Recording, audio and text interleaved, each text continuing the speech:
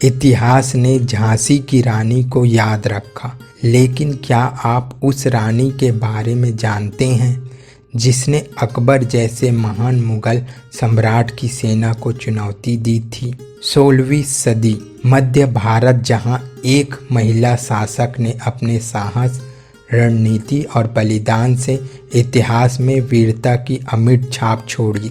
नाम था वीरांगना रानी दुर्गावती।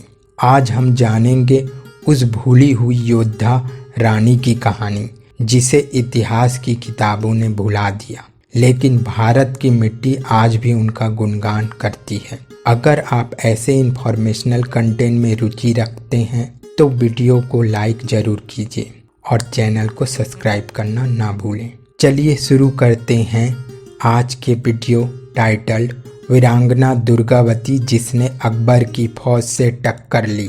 दुर्गावती का जन्म और प्रारंभिक जीवन 5 अक्टूबर 1524 उत्तर प्रदेश के बांदा जिले में कलिंजर के चंदेल राजपूत राजा कीरतराज चंदेल के घर में इकलौती संतान के रूप में एक बेटी ने जन्म लिया। नाम रखा गया दुर्गावती।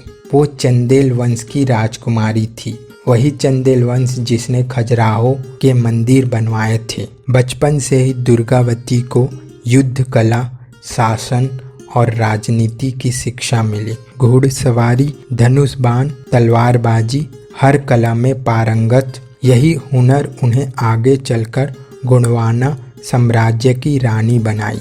गोंडवाना की रानी कैसे बनी? 1542 में 18 वर्ष की उम्र में उनका विवाह गोंडवाना के राजा दलपत शाह से, जो शक्तिशाली गौड़ जनजाति साम्राज्य के शासक थे। कुछ वर्षों बाद उनके घर बेटे का जन्म हुआ जिनका नाम वीर नारायण रखा गया। लेकिन नियति ने एक परीक्षा और रखी थी। बेटा 5 साल का हुआ ही था कि राजा दलपत शाह की असमय निधन हो गया।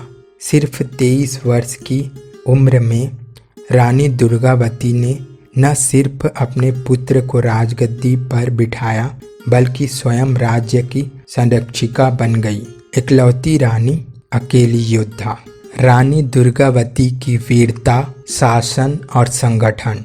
रानी दुर्गावती ने राज्य को टूटने नहीं दिया, बल्कि उन्होंने राजधानी को सिंघौरगढ़ से जबलपुर के पास चौरागढ़ स्थानांतरित किया। उन्होंने सिंचाई, व्यापार और सुरक्षा व्यवस्था को मजबूत किया। उनके शासन में गोंडवाना एक संगठित और समृद्ध राज्य बन गया। लेकिन अब सामने आना था सबसे बड़ा संकट, मुगल सम्राट अकबर, जिसकी निगाहें गोंडवाना पर टिकी थी। जब अकबर के सेनापति आसफ खान ने गोंडवाना पर हमला करने की योजना बनाई, क्योंकि अब मुगल चाहते थे मध्य भारत पर अपना अध्यापित अंतिम युद्ध मुगलों से टक्कर। 1562 में अकबर ने मालवा और रीवा को अपने साम्राज्य में मिला लिया। रीवा पर आसफ खान का कब्जा हो गया।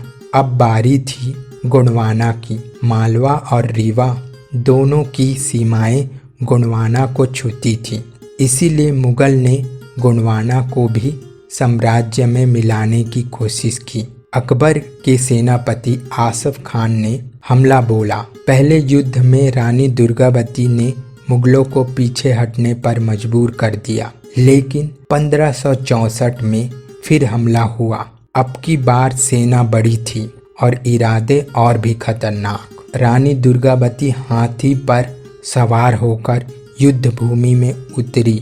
साथ थे उनके बेटे वीर नारायण। नराई घाटी का युद्ध स्थान था नराई नाला। यहाँ लड़ा गया ऐतिहासिक युद्ध जो साहस, आत्मबल और मातृभूमि के लिए मर मिटने की मिसाल बन गया। मुगल सेना भारी संख्या में थी, लेकिन रानी दुर्गावती ने घोड़े पर चढ़कर तलवार संभाली और मुगलों की भारी सेना से डटकर लड़ी।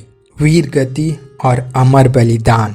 जैसे जैसे युद्ध आगे बढ़ा, रानी की सेना थकने लगी। रानी को शरीर में कई तीर लगे।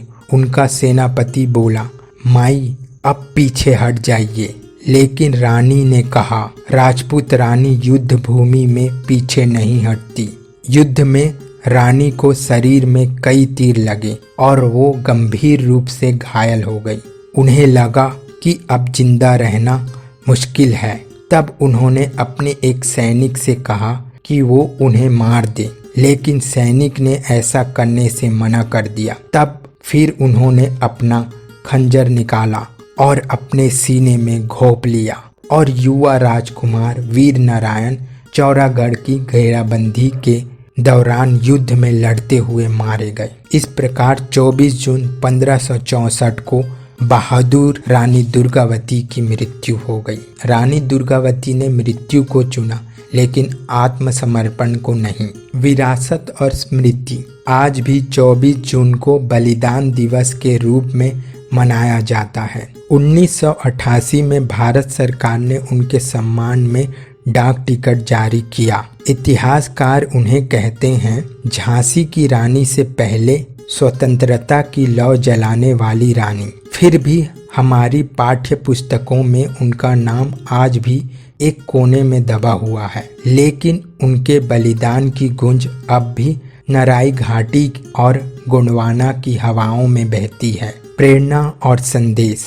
वीरता सिर्फ युद्ध जीतने में नहीं होती, बल्कि उस क्षण में होती है जब आप असहाय होकर भी आत्मसम्मान नहीं छोड़ते। रानी दुर्गावती हमें सिखाती है कि एक नारी भी इतिहास का रुख मोड़ सकती है। उनका नाम इतिहास के पन्नों में स्वर्ण अक्षरों में लिखा जाना चाहिए। अगर आपको लगता है हर भारतीय को रानी दुर्गावती के बारे में जानना चाहिए तो कमेंट जरूर कीजिए, और वीडियो पसंद आया हो तो लाइक करें, चैनल को सब्सक्राइब करें और बेल आइकन को प्रेस करना ना भूलें, ताकि ऐसे और वीडियो आप तक समय पर पहुंचते रहें।